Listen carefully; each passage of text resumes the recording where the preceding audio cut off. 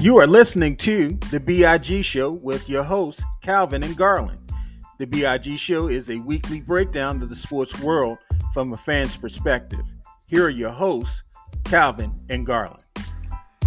It is the big show, and it is May 1st, Big up. Rent Day. We are here.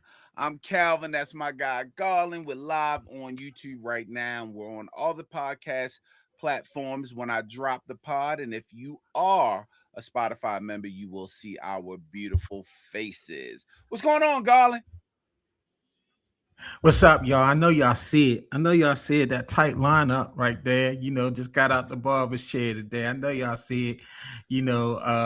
It is a little darker than it should be up around that line. I know y'all see that too, but such is life.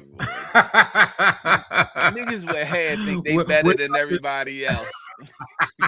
Right, I'm about to pivot to you. So how you doing with that hat on, brother? That's what we doing now. So you head shaving a nigga?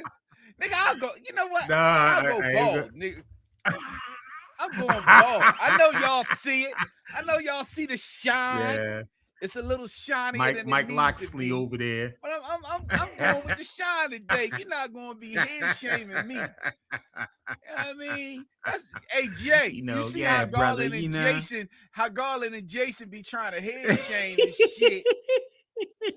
B, I would have said your name, but that thing's starting to creep back, bro. Let that thing right. Go. Let that thing go. Yeah, it's just a thing, y'all. It's just a thing going on right it be here. Your own niggas, wavy waves. It be your own niggas, yo.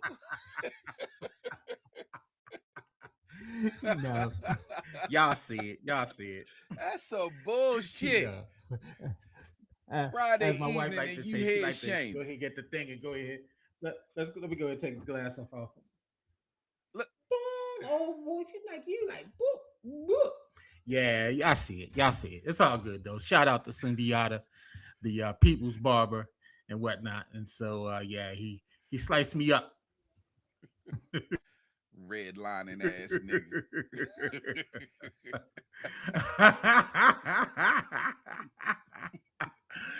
Yeah, man. What about yourself, bro? How's everything? Chilling, man. Now, you know what I mean? I ain't got no hair. I ain't paid the rent today. The landlord about to put me out. I mean, my life is fucked up. I mean, if that's what you really want to know, my life is fucked up. I'm bald and about to be homeless. How about that? Hey.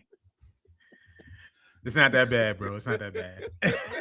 Go ahead, put your hat back on. It's all good. I'm keeping it off. This me. I'm going to be me.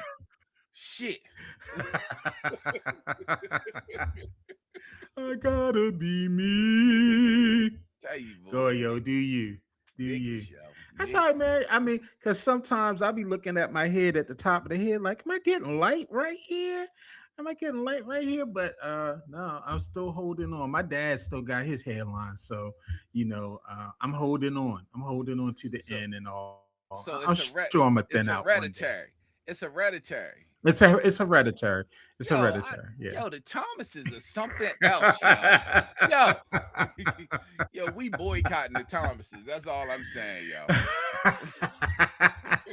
First they was wondering where I'm at, and now they know where I'm at with my daddy hairline, man. Let's go ahead and jump on into this thing, man. We got a couple little things to talk about: NBA playoffs, a little sports documentary review, but first we're gonna start off with the draft. Last week was the 2006 NFL draft, and with the 14th pick in the first round, the Ravens selected, I ain't gonna say the whole name, Vega Ione, guard from Penn State. Ione, the highest rated interior offensive lineman in the draft, addresses a major area of weakness for the Ravens. Lamar Jackson was sacked 36 times last season, the third most in his career. Also, we were in our text line, and as we saw coming up to the 14th pick, Ruben Bain, edge rusher from Miami, was steadily falling as well to where he got to the 14th pick. And some of us was in the chat screaming for Bain. Raised my hand for that. I was. Others were saying no, we need the lineman. Because even drafting Bain would have addressed another Ravens weakness. They were 28th in total sacks last season. So I don't think you really could have went wrong with either pick. But do you think EDC made the right decision to address the O line, or do you think he should have taken Bain? Yeah, so you definitely had to take the O lineman. One of the things that we found out in this draft is that guards, I mean, and really good guards weren't as prevalent. Same thing with tackles, actually. So you had to address that first. It was just not only a need, but it's what's available. And if you have the best O lineman available at the position that you desperately need, then you got to take him. You know what I mean? You got to take him. You can't. That's nothing. Something that you couldn't even address through free agency. You have the opportunity to address pass rusher Right. through free agency, as they did with Trey Hendrickson.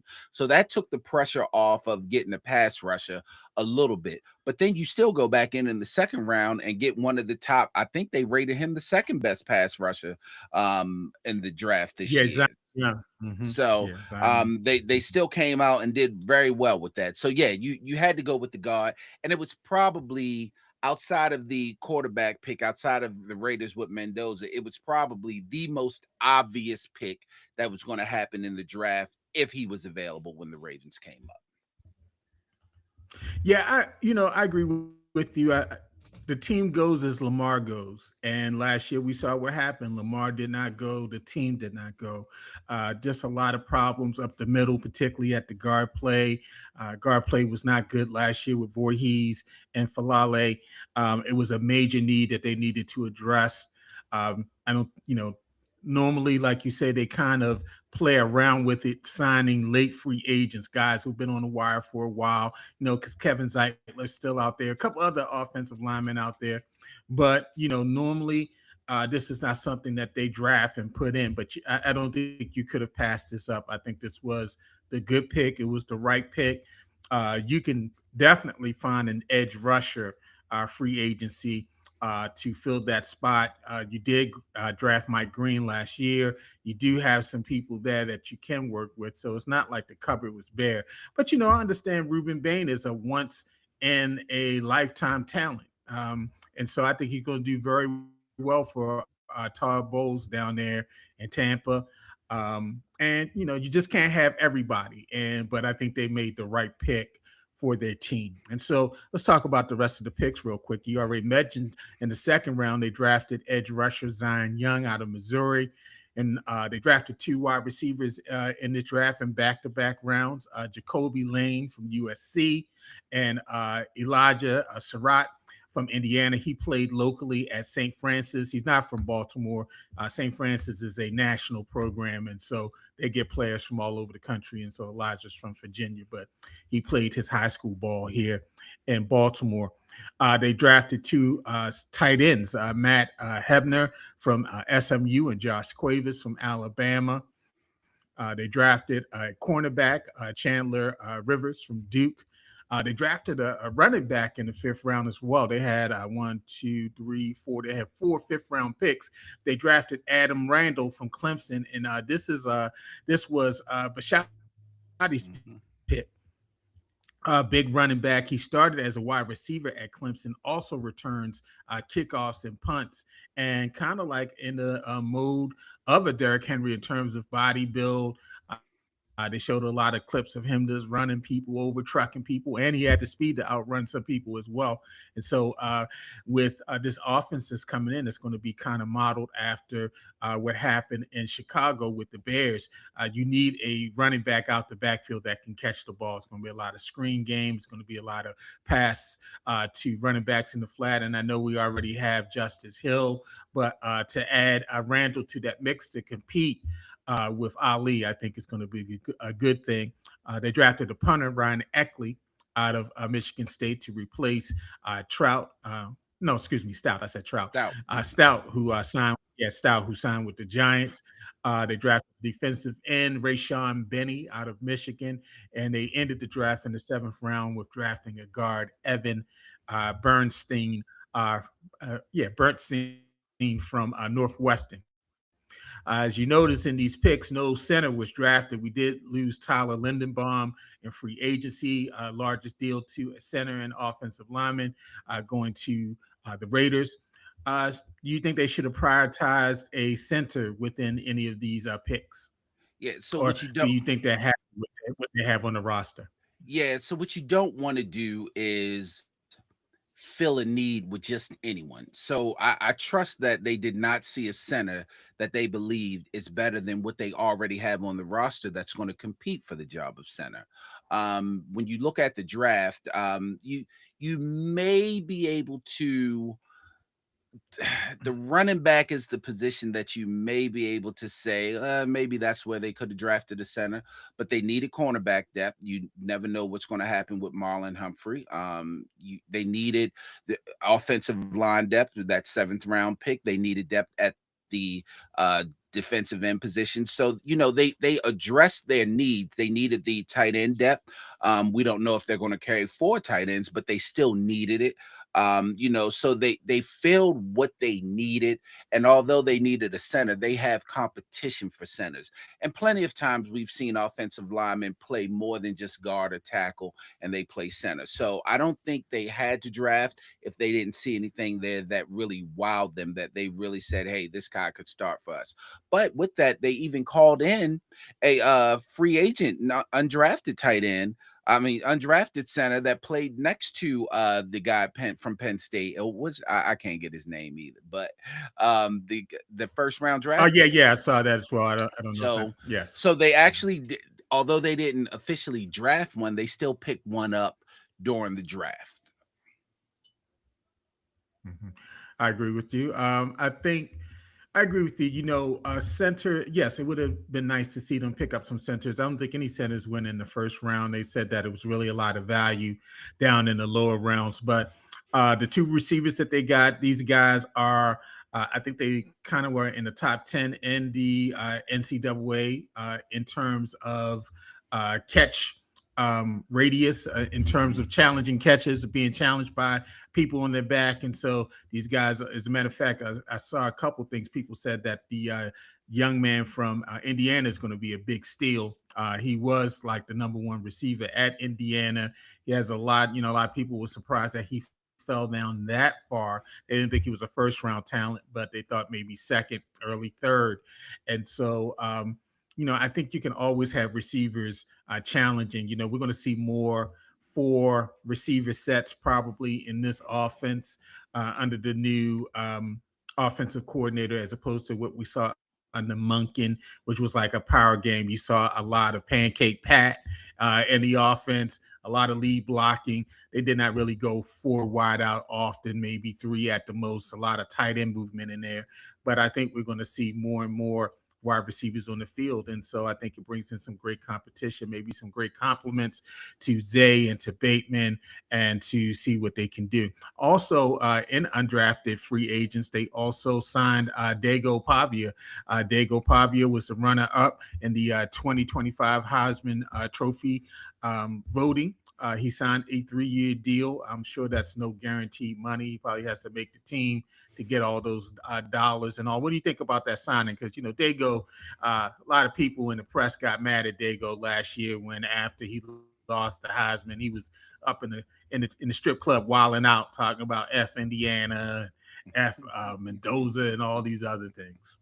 The guy's a competitor. You always are going to have some of those types of personalities inside of a sport. Now, I don't know if that's the type of personality the Ravens can't want, but remember, not only did they sign him, but they also signed another undrafted free agent quarterback.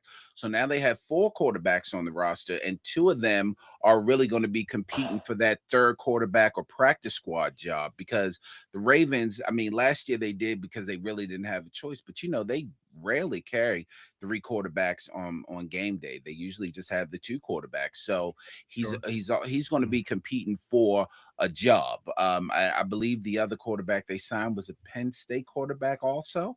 I think DeCosta For has a love was it affair with Penn Connecticut? State. Was it Connecticut? No, I think yeah, the kid was out of Connecticut. Okay, Hmm. okay. So yeah, I mean, you give him a chance to prove something. He didn't win the Heisman, but you don't have to win the Heisman to be a superstar. So get him out there and see what he can do.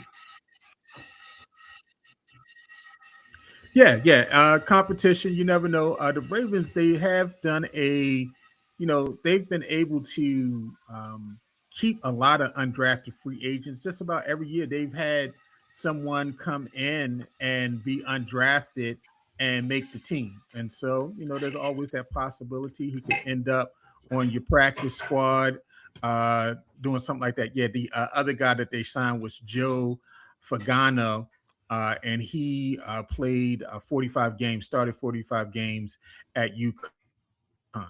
So, yeah.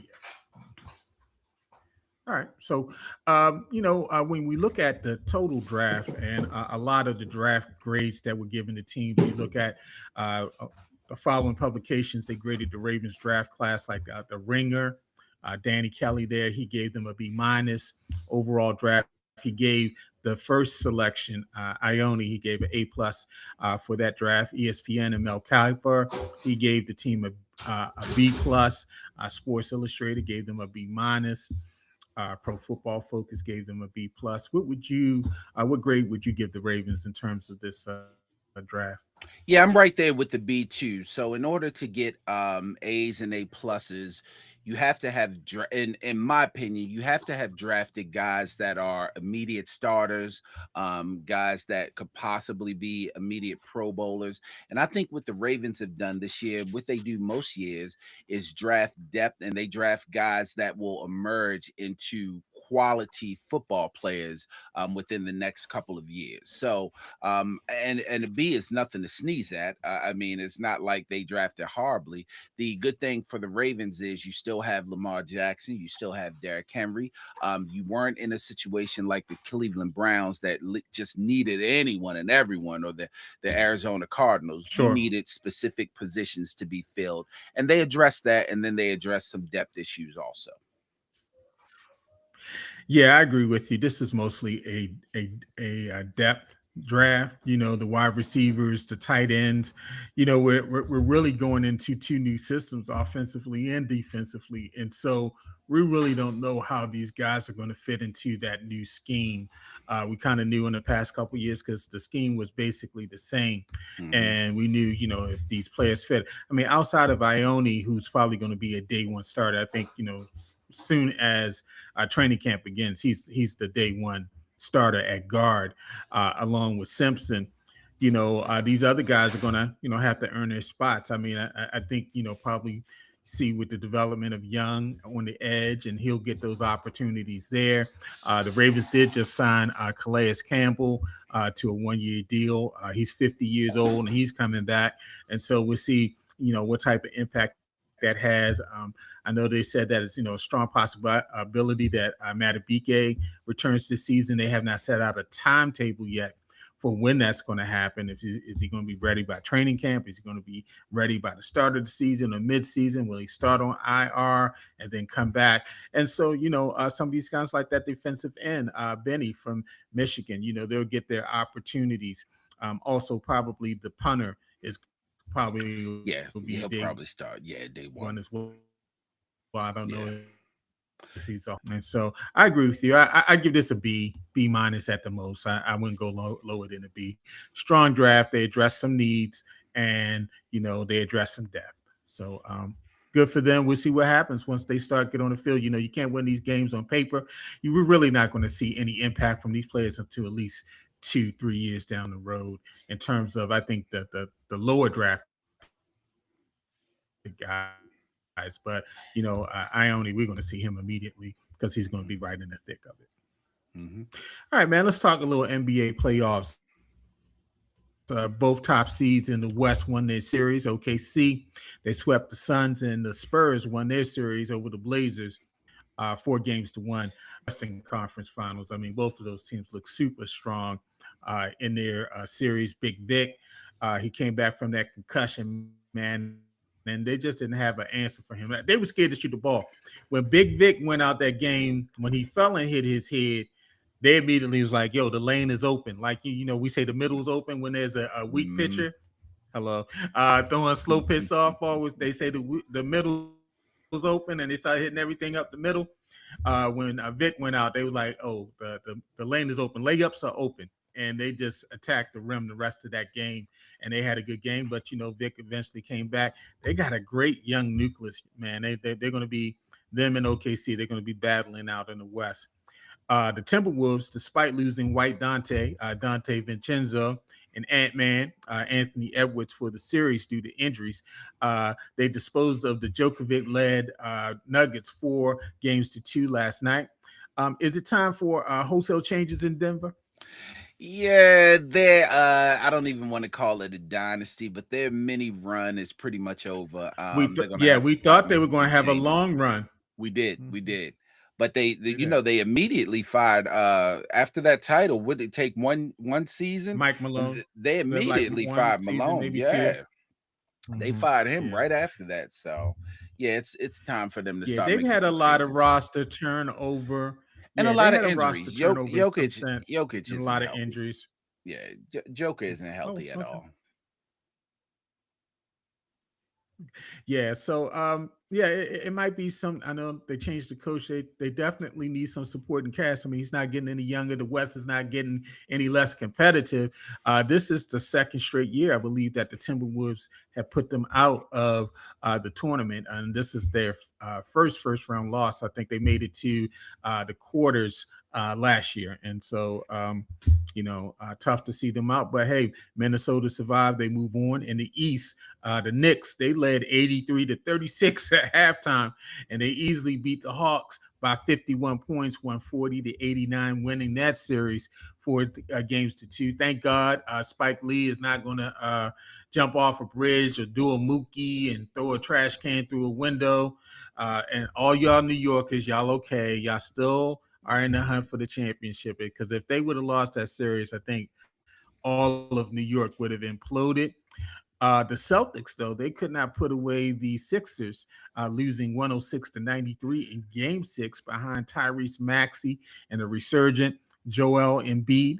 Jason Tatum, he led the Celtics with 17 points, but left the game in the third quarter due to a left leg injury. Is the Celtics' reliance on the 3-point shot keeping the Sixers in this series?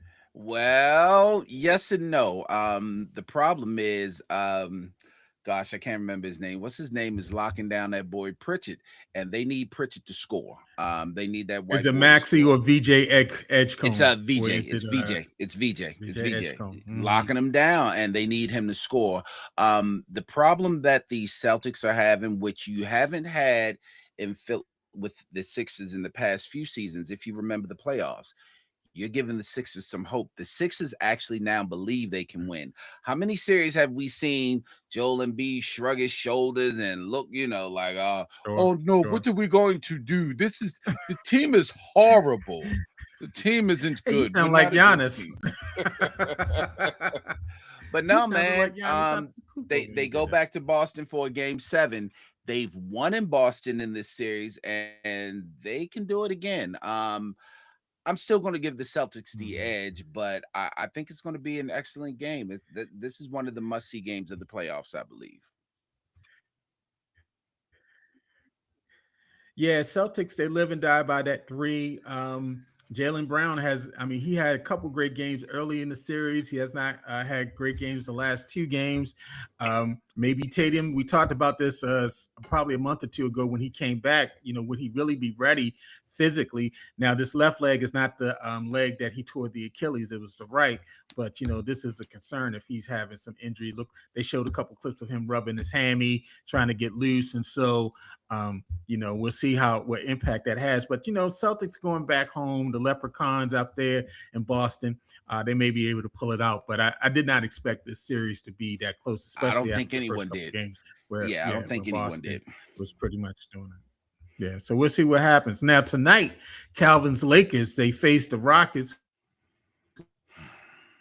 who've been without KD. I don't think we're going to see KD tonight. The last two games wasn't even close. Rockets have held them under 90 points. They got your boy back, AR-15. They got Austin. I want to forget Austin's last name. Reeves. Oh yeah, thank you, Austin Reeves. Thank you, sir. We're gonna remember names. Austin Reeves. They got Austin Reeves back, and he scored 22. But they say he looked a little rusty. LeBron has been carrying him, but LeBron can't do everything. No Bronny sightings in that game. Do they close out the night, Calvin? I think this game is back in Houston. It's in Houston. I don't know, man. You remember I told you when they got into it and uh they didn't have Reeves, they didn't have Luca. I was just like, yeah, we're looking forward to next season to see what happens. I'm shocked they went up 3-0. Now it's 3-2. They going to Houston. I don't know, man. I don't know. I'm gonna give it a toss up, but I'm pulling for my Lakers to do it tonight and not have to go back to LA in the game 7. Yeah, of course, Rockets blew. I believe it was Game 3 where they were up by those 6 points in the last couple seconds and wind up having to go to overtime. And Lakers pulled it out with LeBron. And I'm sure they're kicking themselves because this could easily be 2-2, 3-2 Houston. Hmm. And so they got a lot of work to do. I think the longer the series goes, the more it benefits the Rockets because the Rockets are a younger team. I think, Hmm. these games start to become one day rest or back to back games. And so that doesn't necessarily bode well for the Lakers because they're an older team. And I don't think they have a lot of bench in that, and that's showing now. The guard that y'all had who was shooting the lights out the first couple games, he's been calmed down a little bit now. He's not doing as much as he was doing early in the series. I think Aiden is not doing too much. Smart's playing a lot of minutes, and so they don't have a super strong bench. But as long as you got LeBron on that team, um, I think he's better than anything Houston has. I said all that to say I think the Lakers will close it out tonight because they have LeBron. What? And as long as yeah, LeBron will Let, drag him. LeBron, let me they're gonna lose the next round because I don't know who they get. Either they get OKC. OKC They get or they OKC. get the Spurs. Okay. Oh yeah, they're gonna lose the The next round, winner so of it this don't make a gets difference. OKC. But let me mark this. Where we Yeah, at? We're at 27 minutes and about stop 20 that. I'm not a seconds. LeBron Okay. hater. Yes, I'm No, not a I'm LeBron marking where hater. you said the Lakers are going to close it out. You don't get the Lakers no love. This is Lakers I love. do. Yes, I do. Yes, I do. Don't do Bruh. that. Don't do Bruh. that. The Pistons face the Magic in Orlando. They lead that series 3-2. That's been a lot of back and forth. Paolo Banchero, he's been playing the top. Pistons don't have too much help outside of Cunningham. The guy Jalen Duran, he got dunked on something terrible the other night. They haven't necessarily the other players around him have not played well. It's been very limited. Who you see? Do you see the Pistons closing that out tonight, or are we going to see a Game 7 in that series? I mean, you would just want to see a game 7, but let's get it over with. Let the Pistons close it out. Let's get it over with and move on to the next series so you can lose that series. Let's just get it over Yeah, yeah. And the Cavs, they are up in Toronto facing the Raptors tonight. The Cavs, they lead that series 3-2. This is the series that nobody's watched because it's been on Amazon with. Right. Prime or NBA TV. And so I can't tell you I've seen one game I of this haven't. series. But I think the Cavs will go ahead and close it out tonight. Yeah, I'm rooting for whoever Coco Your Jones is thoughts? rooting for. And she's rooting for the Cavs with her She's mans. rooting for the Cavs. You know that for with her man. With her man. All right, man. All right. Let's talk a little bit about this documentary we just watched. Untold. Untold is a series that's on Netflix, covering different sports stories. They covered the story of Gilbert Arenas and just, what was that young man's name that he had the gunfight Crittenden. with? Crittenden. Yeah, Crittenden. Clinton. Yeah, yeah, with Crittenton, them with the guns. They didn't have a gunfight, but they whipped out the guns in the locker room. I think it's Mhm. covered the Brett Favre scandal with the uh with the benefits, with the welfare benefits, a couple other stories that they've done. And so the most recent release is The Jailblazers. It's a documentary that premiered on April the 14th as part of the Untold series. It explores the early 2000 Portland Trailblazers, a talented team infamous for off-court controversies, featuring firsthand account from key players like Rasheed Wallace, Damian Stoudemire, and Bonzi Wells. And the film covers the team's high-stakes talents, their public perception, the media coverage of the team at the time, and the contrast between their on-court success. They had a couple of Western Conference final appearances and their off-court reputation. And so, what's something that some things that stuck out for you, Calvin, in this episode? You don't realize it while you're living it. But when you go back and look at documentaries like that, the blatant racism that was just Oh my surrounding God. young black I was going to men, say that. like, my God, we all lived it. So you don't really, you kind of know it, but you don't really notice it until something like this comes on and you're just like, yo, they were just awful to these young men. Now, let's be honest, were they the best? I don't want to say role models because Charles Barkley told us well before the Right. Jailblazers came that we're not role models. But were they the Right. best representation of what you would want young kids to look to when they want to be basketball players? Probably not. You don't want a guy always Mhm. getting technical fouls.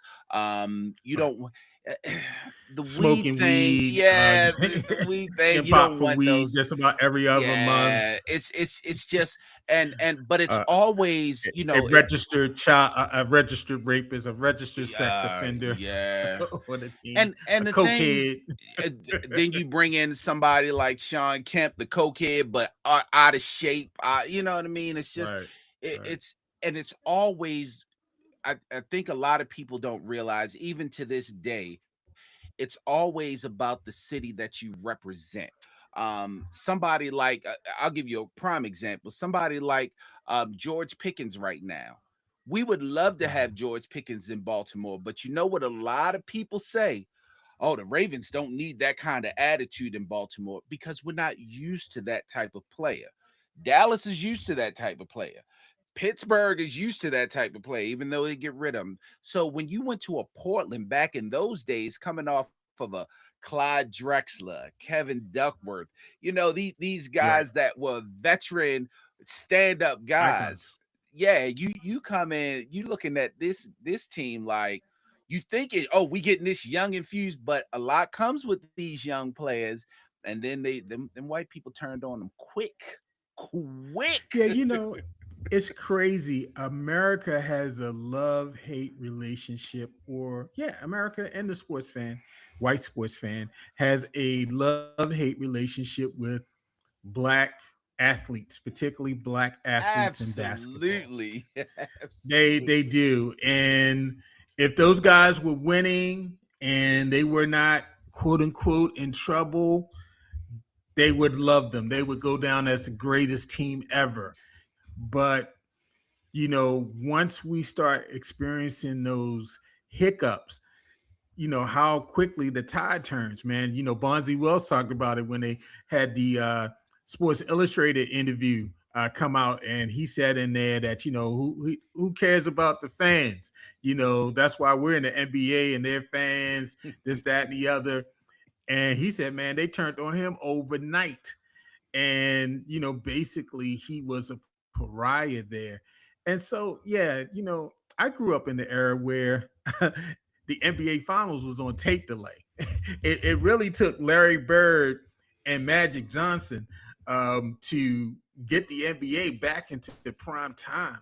And yeah, you just notice this a lot. Rasheed Wallace, he talked about the guy who wrote this article on Rasheed Wallace and all, and talked about, how he wanted to portray him outside of all the other issues, and they just wasn't getting that coverage on a regular basis. It was basically like one of the announcers, he's like, "Yeah, Ruben Patterson, convicted sex offender." I'm like, "Dang, he playing the game. That's you got to say that." Why don't you say small forward out of Cincinnati? That's They, that's Ruben what they do. Patterson.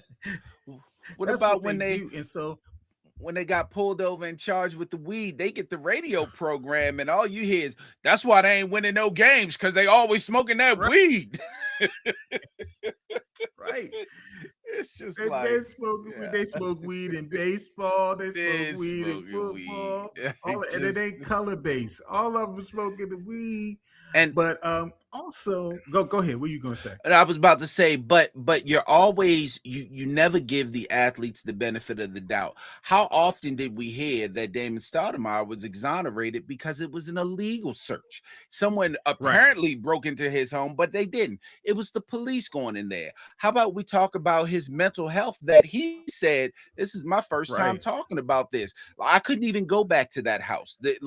He grew up in Portland, and you turned on your own son, your city son. You turned on him because he was pulled over with some weed. I mean, and then right. they go in his house and they find more weed. He should be, well, nowadays you can, but he should have been able to smoke the weed in his house. Like, I Right. just, it's so much racism, man. Yeah. So many things that were, they didn't consider Mhm. the players and who they were drafting. Sure. And then also for me, one of the things too, Calvin, is sometimes you're in the wrong era. It could be an individual player, it could be a team, like the Ravens. This Ed Reed, Ray Lewis. Unfortunately, they were in the wrong era in terms of the Patriots and Peyton Manning and the Colts. They and Steelers with Roethlisberger. They had to really fight these four teams, these three teams, to kind of get there, and it was rough. They were in, we were talking about John Madden last week.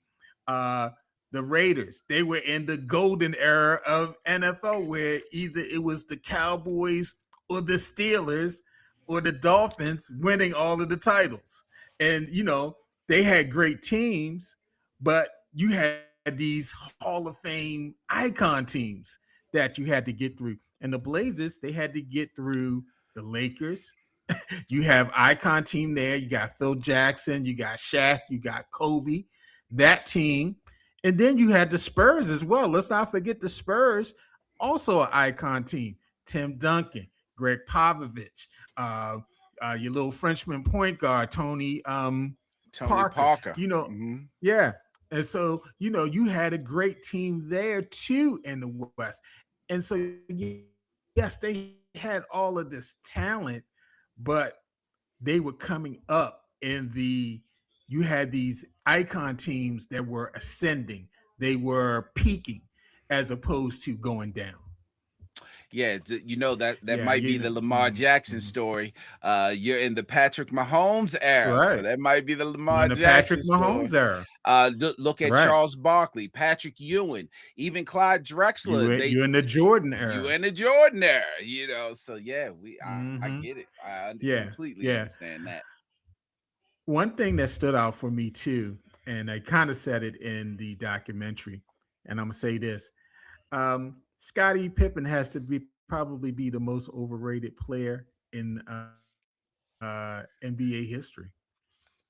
One of the most I overrated players, and I am go ahead. We going go say. to I'm going to fully agree with you on the Scottie Pippen Thank you. overrating. I listen, I think Scottie Pippen's probably one of the most overrated players of and our lifetime. I'm not a Pippen hater. I think Pippen is was an excellent player. But people will always combat you. Jordan needed Pippen to win them rings, and he did. But not No, only he did didn't. Pippen need Jordan to he did. I'll give Pippen that much credit. He didn't need a Scottie Pippen. But Mhm. not only did Pippen need Jordan to win them rings, Pippen needed Jordan to lead the team. Scottie Pippen is not a team leader. Case in point, when he didn't have Jordan, he had all the other pieces, didn't do anything. He teamed up Right. with these I was young gonna say that. Blazers. He teamed up with the Young Blazers team, and I'll give him the credit that they were just young and not ready. But then you went Sure. to Houston to team up with Right. Charles Barkley That and flamed up. Clyde Drexler, and they do And the King nothing. Olajuwon. And the King, Right. and they do nothing. Nothing. Right. I'm Right. just saying.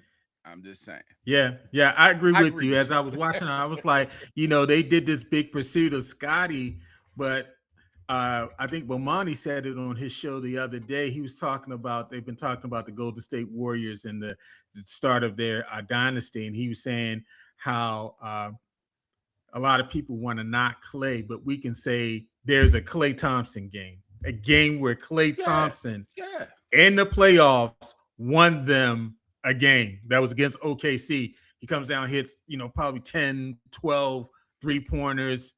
Clay Thompson game. There's no Scottie Pippen game. There's not a Scottie Pippen game that we None. could point to that Scottie stepped up. Like when Mike had Ebola and almost died against the Jazz, who had to hit the winning shot to help them win? Mike did. That was his time, but we don't have a definitive Scotty game. And yeah, he was on. Yeah, he had the young bulls and whatnot, and they just couldn't put it together. I mean, and that was a talent laden team. I mean, they had Steve Smith, Damon Stoudemire, Rashid. You still had Zabonis on that team. I think you had Brian Grant on that team. You had a You young had Jermaine Pippen on that O'Neal. team. You had a You young had young Jermaine Jermaine O'Neal on O'Neal on it. that team, The team and was they could loaded. not pull it together. The team was loaded, and they could not put it together. They could not put it together. Um, and also, I think about the GM as well. Sometimes I think he sold out in some aspects to try to build that team. Well, he did have some pressure in terms of Paul Allen, saying, "Hey, I want to be in the playoffs next year. You got billions of dollars, unlimited money, and you want to do this quickly." I think they sacrifice sometimes really building a better mix, especially as they got more desperate. Okay, they got to the Western Conference Finals with Pip. They lost that. They went cold in the fourth quarter. And it's crazy, Calvin. Them games back then, the shooting so much better now. Don't talk to me about quality of play and all that stuff. Them games was like 80, 89 to 85, 79 to 74. They was not 100-point games back then. And those next couple years, they just, although they made the playoffs, their success was more limited each year. And he kept on trying to add these people. Okay, well, let me add Ruben Patterson. Let me add Sean Kemp. Let me add this. Desperate to try to get a winner instead of really just trying to build a cohesive team. Yeah, I think it's funny you mentioned the GM. It's one of them things where, and I think it's yet to be seen, but I think we're going to see it with the New York Giants this year. You got these guys that come from teams that have been successful, and they seem to fall in love with those players. They see something in those players that those players no longer have. They don't have it anymore. There was no reason for him to trade away and bring in a Sean Kemp. And the players said it initially, and Scottie Pippen was the only one Right. that said it at the end. But it literally was the worst Right. signing that they have had because he couldn't do anything. Right. Besides the cocaine abuse, he just did not do anything. And you Yeah. you knew Yeah. that He was at going the end of in. his career. Yeah, Mm-hmm. it's just again, and you see that happening with John Harbaugh and the Giants now.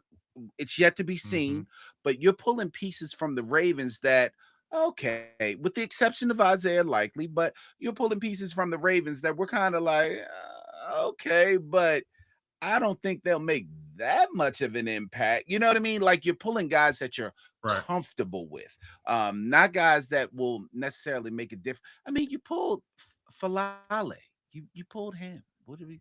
Anyway, let me not talk about Right. NFL. We're Right. still on Right. the Right. Blazers. Yeah, yeah. So I thought it was a great doc. It was very good, The very good, testimonies, it was very, very well done, really, giving you very good. inside, well-rounded feedback, from media, from players, from Bob Whitstad, who was the general manager at that time. Paul Allen, he's passed and all. He did own the Blazers. I think he passed that on to his sister, and the sister just sold it. I think for the largest amount of a most recent sale of an NBA team. He also owned the Seahawks. I think his sister still owns the Seahawks, so maybe she might have sold that too, and so they might have new ownership as well. And so good to be out there working for Microsoft. Any other thoughts before we close out on Jailblazers? Yeah, I absolutely love when these players that were villainized back in those days get to come out and actually tell their story, because those of us again Sure. that lived it, we may have had different opinions, but now we can look at them like, you know what? They went through a lot. They went through a lot.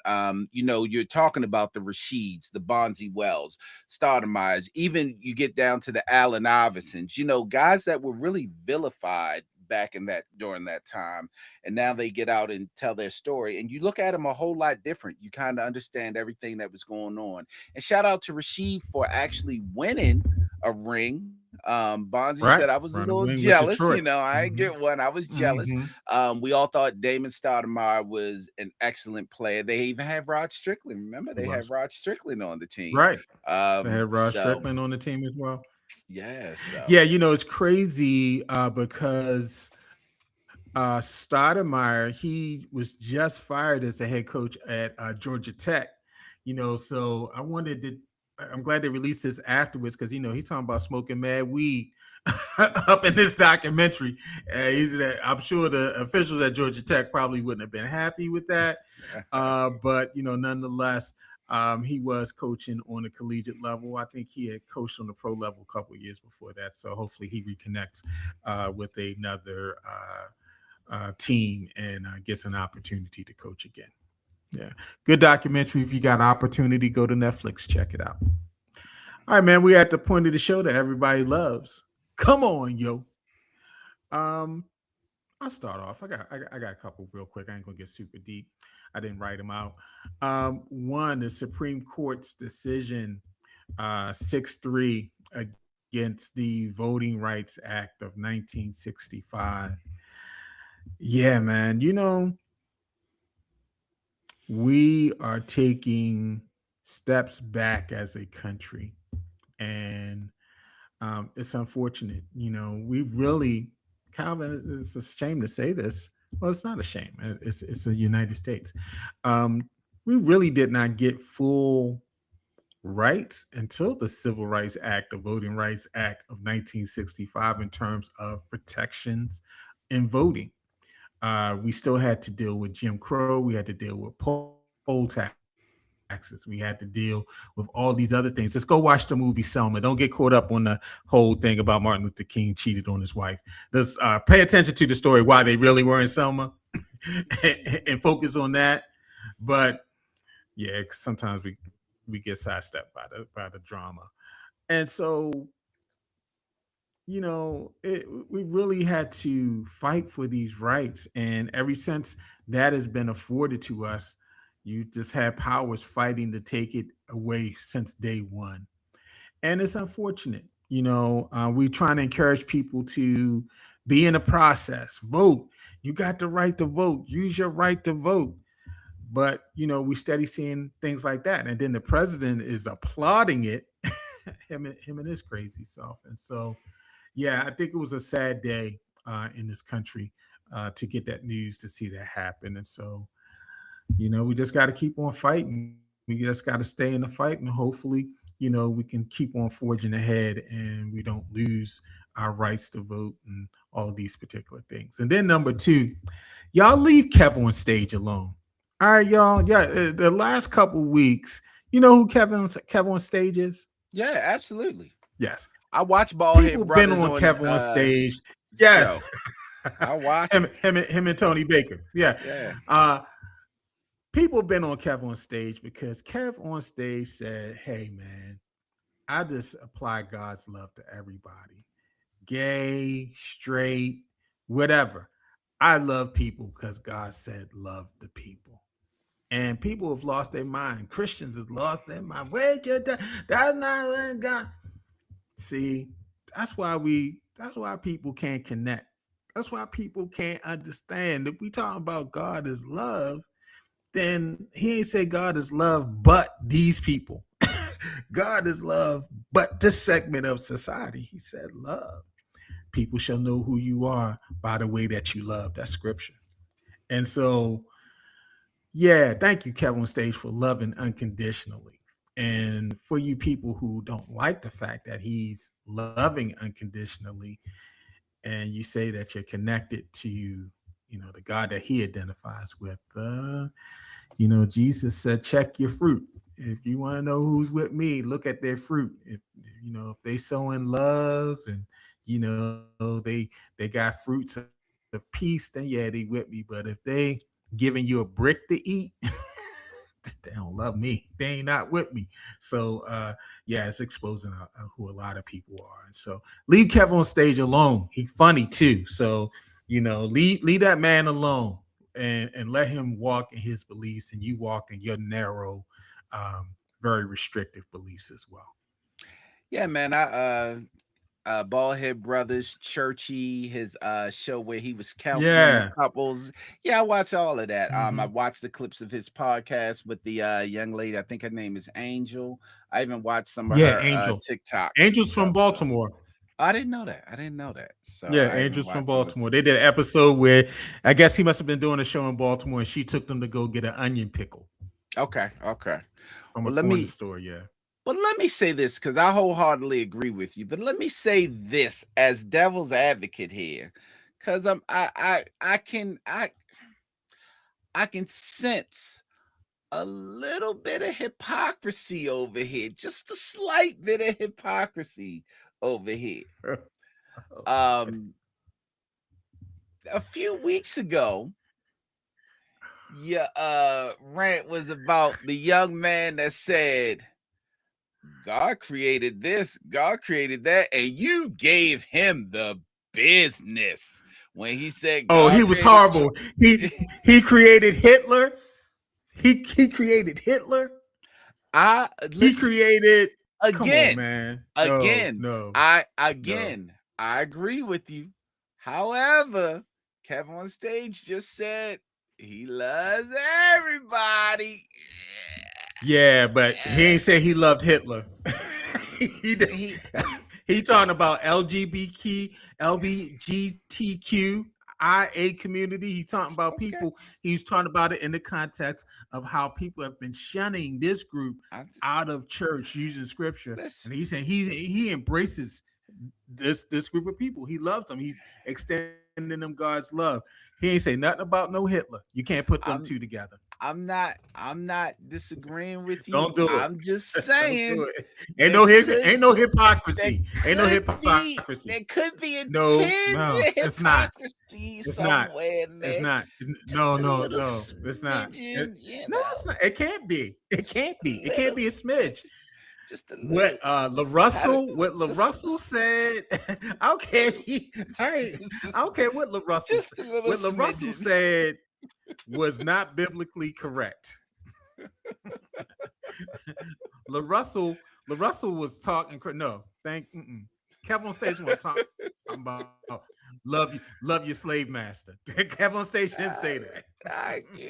I'm just saying, sometimes you want to just dust your hands of the crumbs, the little hypocrisy dust falls off. Anyway, let me go to Ain't no my. whatever. I don't feel no hypocrisy. I don't know what you're talking about. You trying to stare the pot. I don't feel no hypocrisy. Yeah, Hey man, Russell, you're a bum. You I wrong. I agree with you then, and I agree with you now. But I just said, just be prepared when we get when we blow up. I'm Just be cool. prepared for somebody to come and be like, I, that ain't what the hey fuck y'all, God is saying way back when. just like my partner goes back and he remembers stuff. You can see his memory. He go back through the tapes. He'll pull it up on me. But I'm gonna stand firm on this. I don't care what I, he said. I Ain't no hypocrisy on and this I one. got you, and I got your back. Just I just want us to be prepared for the battle when we blow up. Just be I'm prepared for the prepared. battle. I'm prepared. I'm prepared. I'm prepared. Hey man, my come on yo is a little different than what I normally do, and this one came at the last minute for me.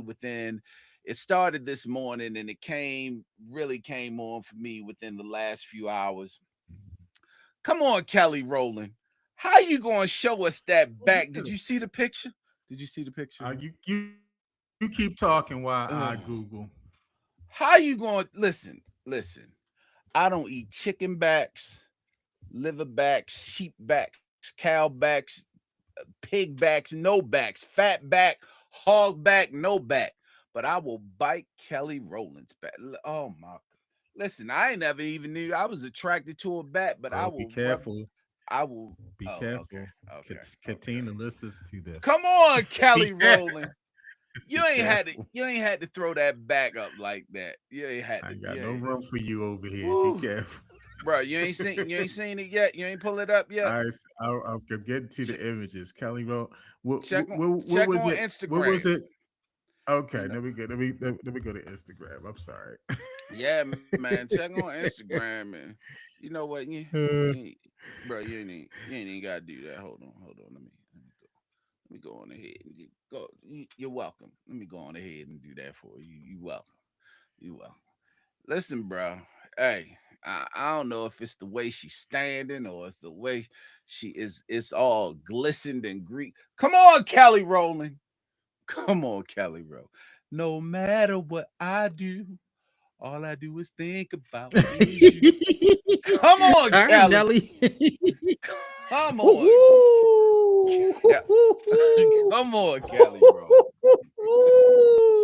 I ain't even attracted to backs, but it's something about wait a minute. Let me hold on. Let me do the guy. Let me do the new guy. The guy he ain't new. Let me do the guy on TikTok and social media real quick. I'm I'm gonna look at this back and you don't see the guy that be throwing his glasses. Yeah. Tenderism.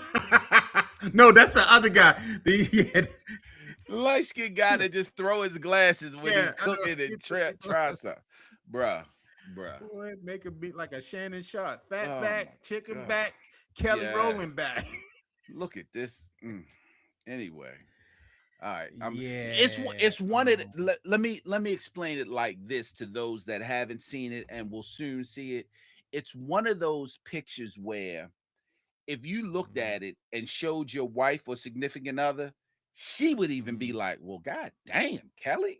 Even mhm, she would be able to admire that. It's something that we mhm, can all appreciate. It's something. mhm, Come on, Kelly Rowland. I'm trying to go into the weekend with the mhm. clear mind and clean heart. And here you come I with think your back. I think it's the 360 turn for me. Anyway. Uh, it's just Oh boy.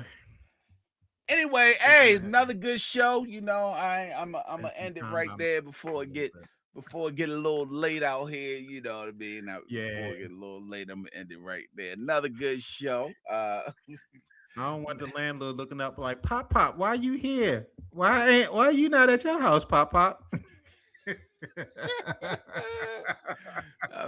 Yeah. Bruh, bruh. Yeah, I ain't trying to get put out either. Yeah. So. Pop, why you sleep on sofa?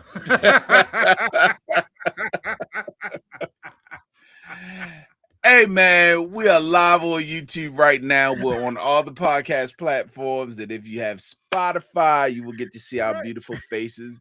It is a Friday evening, so most likely I will drop this Saturday morning, Saturday afternoon, and you will get to hear the latest. And hopefully, you will have seen Kelly Rowland's back by then.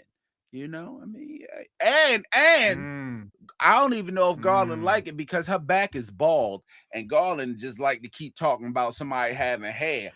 Oh no, I bet, that's good. I bet That ball Sunday is good. Otter, I bet Sunday Otter ain't lined that up.